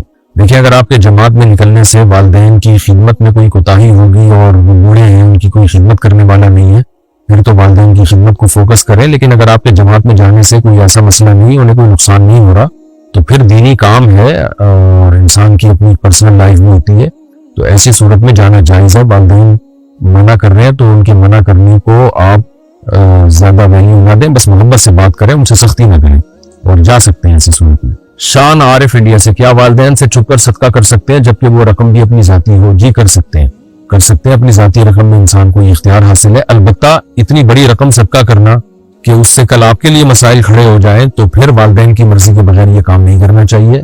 یہ والدین اولاد کی خیر خواہ ہوتے ہیں. بعض دفعہ کوئی بیوقوف بنا دیتا ہے یا اس کو چکنی چپڑی باتوں سے آپ کو کہے گا یہ جگہ ہے اس میں اتنا خرچ کرو, آپ نے اٹھا کے جو جمع پونجی تھی ساری دے دی, کل آپ رو رہے ہیں, والدین کے لیے بوجھ بن رہے ہیں. تو ایسی کنڈیشن ہو تو پھر بچے چونکہ ناسمجھ ہیں تو اس میں پھر والدین کی بات ماننی چاہیے. قرآن نے بھی کہا ہے کہ فَإِنْ آنَسْتُم مِّنْهُمْ رُشْدًا فَادْفَعُوا إِلَيْهِمْ أَمْوَالَهُمْ, کہ وراثت کا مال بچے کو بالغ ہوتے ہی اس کے حوالے نہیں کیا جائے گا, بلکہ بچہ جب سمجھدار ہو جائے پھر اس کا مال اس کے حوالے کیا جائے گا. تو بعض دفعہ بچوں کے پاس 17-18 سال کے وہ ہو چکے ہوتے ہیں, بالغ بھی ہو چکے ہوتے ہیں, لیکن ابھی ناسمجھ ہوتے ہیں. اتنی بڑی اماؤنٹ آ جاتی ہے, اتنی بڑی اماؤنٹ آئی اور پتہ چلا پوری اماؤنٹ اٹھا کے انہوں نے صدقہ کر دی. ماں باپ کو پتا ہوتا ہے یہ اپنا بیڑا غرق کرے گا, اس طرح سے جو ہے یہ آئندہ زندگی گزارنا اس کے لیے مشکل ہو جائے گی, لوگ صدقہ خیرات کے نام پہ اس سے مانگتے رہیں گے. تو ایسی صورت میں اللہ نے باپ کو ولی بنایا ہے کہ باپ کو یہ رائٹ ہے کہ وہ بچے کو روکے بچے کے مال کے تحفظ کے لیے. اور اللہ نے یہ قرآن میں کہا ہے کہ بالغ ہوتے ہی انسان میں پیسہ خرچ کرنے کی سمجھ پیدا نہیں ہوتی ہے, لہذا ایسے ناسمجھ بالغوں کے حوالے ان کا مال نہیں کیا جائے گا تاکہ وہ ضائع نہ کر دیں, بلکہ وہ دیکھا جائے گا جب وہ میچور ہو جائیں تو میچور ہونے کے بعد ان کی دولت اور ان کا مال ان کے حوالے کیا جائے گا. آج دیکھ لیں 17-18 سال کے لونڈے لپاڑے کمانے لگے اور کما کے پھر کرتے کیا ہے, وہ چرس میں اڑا دیتے ہیں, عیاشی میں اڑا دیتے ہیں اور اتنا بڑا صدقہ کر دیتے ہیں, بعض دفعہ جوش میں آ کے کہ کل پھر لوگوں سے بھیک مانگتے پھر رہے ہوتے ہیں. تو والدین انسان کے خیر خواہ ہوتے ہیں, تو ایسی صورت میں اولاد کو والدین کو اعتماد میں لے کے چلنا چاہیے. ہاں تھوڑی بہت رقم صدقہ کریں, اس میں کوئی حرج نہیں ہے. اور یا والدین ہی بیچارے دیندار ہی نہ ہو, وہ صدقہ خیرات ہی کو ناجائز سمجھتے ہو تو ایک الگ بات ہے. لیکن جو بچپن کی عمر ہے نا, کم از کم 23-24 سال تک کی عمر, یہ میچور نہیں ہوتا. 24-25 سال کے بعد جا کے انسان کافی اس بارے میں سمجھدار ہو جاتا ہے کہ آگے میرا فیوچر کیا ہے, کتنی میں صدقہ کروں, کتنی رکھوں اور کیسے میں زندگی کو اسٹیبل کر کے چلوں. اچھا بھائی. احمد سراج, میں ایک ایسے آفس میں کام کرتا ہوں جو بینک کے لیے پراپرٹی ویلیویشن کا کام کرتے ہیں. بینک ان کی بتائی ہوئی پراپرٹی ویلیویشن پہ سودی قرض فراہم کرتی ہے. ایسے آفس میں کام کرنا جائز ہے یا نہیں؟ میرا تو یہ خیال ہے کہ یہ براہ راست تعاون ہی ہے ایک طرح کا, کیونکہ بینک کیا کرتا ہے کہ بھئی کسی کو سودی قرضہ دینا چاہتا ہے بینک, تو بینک نے یہ شرط لگائی ہوئی ہے کہ ہم قرضہ آپ کو جب دیں گے جب آپ یہ پراپرٹی خرید رہے ہو تو ہمیں پتہ چلے کہ یہ پراپرٹی ہے کتنے کی, تو آپ اس پراپرٹی کی ویلیو نکال کے بتاتے ہو بینک کو کہ یہ اتنی کی پراپرٹی ہے. اور بتانے کا مقصد یہی ہوتا ہے تاکہ بینک اس کو سودی قرضہ دے. تو میری رائے میں یہ کام ٹھیک نہیں ہے, لیکن پھر بھی آپ کسی قریبی بڑے دارالفتاح سے, جامعۃ الرشید سے یا دارالعلوم کرنگی سے آپ تحریری فتویٰ لے لیں تو زیادہ اچھا ہے. میرے پاس اگر بھیج دیں تحریری فتویٰ تو بھی ٹھیک ہے. ہمارا ایڈریس ہے Mufti Tariq Masood, block ST 10 sector 10 north Karachi, Alfalahia مسجد. یہاں بھیج دیں کیونکہ ریٹن میں جب کوئی سوال آتا ہے تو اس پہ پراپر وے میں تحقیق کرنا آسان ہو جاتا ہے میرے لیے. تو ریٹن میں جب کوئی سوال آتا ہے نا تو ریٹن میں جواب لکھنے میں انسان کا معیار بہت اونچا ہوتا ہے, تو اس میں میں بھی اس پہ انشاءاللہ غور کر لوں گا. سر دست آپ فوری طور پہ فتویٰ لینا چاہیں تو دارالعلوم کرنگی یا جامعۃ الرشید یا اور کسی ایسے دینی ادارے میں آپ دیکھ سکتے ہیں. محمد فیروز, سعودی عرب سے, کسی کے ادھار پیسے واپس کیسے لوٹاؤں؟ میں 4 سال سے انہیں ڈھونڈ رہا ہوں لیکن ان کا پتہ وغیرہ کچھ بھی میرے پاس نہیں. ان کے پیسے آپ محفوظ کر لیں, انشاءاللہ ایک نہ ایک دن آ جائیں گے. اور اگر بالکل ہی نا امید ہو جائیں کہ اب ناممکن ہے اس بندے کا پتہ چلانا, پوری ایڑی چوٹی کا پہلے تو زور لگا لیں. تو پھر بھی کوئی ساری امیدیں جب بالکل ختم ہو جائیں تو پھر آپ ان کے کسی ریلیٹیو, جو ظاہر ریلیٹیو کا پتہ چل جائے تو ان کا بھی پتہ چل جائے گا. نہ وہ مل رہے ہیں نہ کوئی ریلیٹیو مل رہا ہے, تو پھر اتنی رقم آپ ثواب کی نیت, ان کی طرف سے ثواب کی نیت سے صدقہ کر سکتے ہیں. صدقہ کرنے سے بہتر ہے رکھ لیں, بس جب آ جائیں دے دیں گے. مرنے لگیں تو پھر بتا دینا بھائی اتنی رقم فلاں کی تھی, مجھے ملا نہیں تو یہ رقم صدقہ کر دو. کیا YouTube پر آنا جائز ہے؟ جائز ہے. کیا مسئلہ ہے اس میں؟ کس کے لیے؟ خواتین کے لیے اگر